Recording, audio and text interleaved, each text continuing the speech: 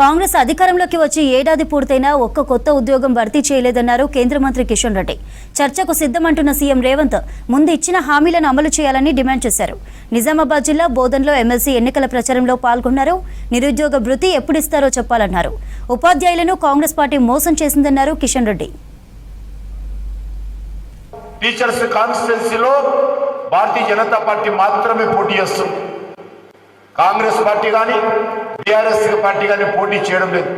ఎందుకంటే ఆ పార్టీ పేరు మీద ఆ జెండా తీసుకొని ఉపాధ్యాయుల దగ్గరికి వెళ్తే ఉపాధ్యాయులు వేసేటువంటి ప్రశ్నలకు జవాబు చెప్పేటువంటి సత్తా ఈరోజు కాంగ్రెస్ పార్టీకి లేదు.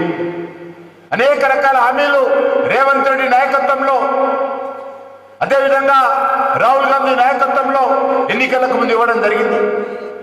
టీచర్లందరినీ భర్తీ చేస్తాము, 5 డిఏలు ఇస్తాము, పిఆర్సీ ఏర్పాటు చేస్తాము, ఉద్యోగ భద్రత కల్పిస్తాము, 317 కింద అయితే పెండింగ్ దరఖాస్తులు ఉన్నాయో వాటిని పరిష్కారం చేస్తాము, అనేక రకాలుగా హామీలు ఇచ్చారు.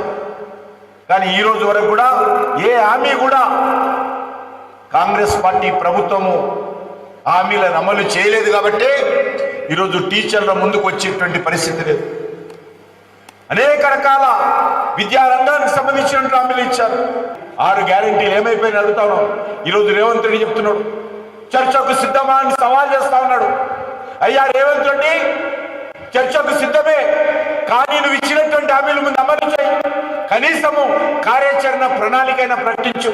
ఎప్పటి లోపల నిరుద్యోగులకు ఉద్యోగాలు ఇస్తావు? ఎప్పటి లోపల రైతులకు ఇచ్చిన హామీలు అమలు చేస్తావు? ఎప్పటి లోపల స్కూటీలు ఇస్తావు? ఎప్పటి లోపల తులం బంగారం ఇస్తావు? ఎప్పటి లోపల రైతు భరోసా ఇస్తావు? కౌలు రైతులకు, రైతు కూలీలకు ఎప్పుడు డబ్బులు ఇస్తావు? ముందు చెప్పు, తర్వాత చర్చకు సిద్ధం.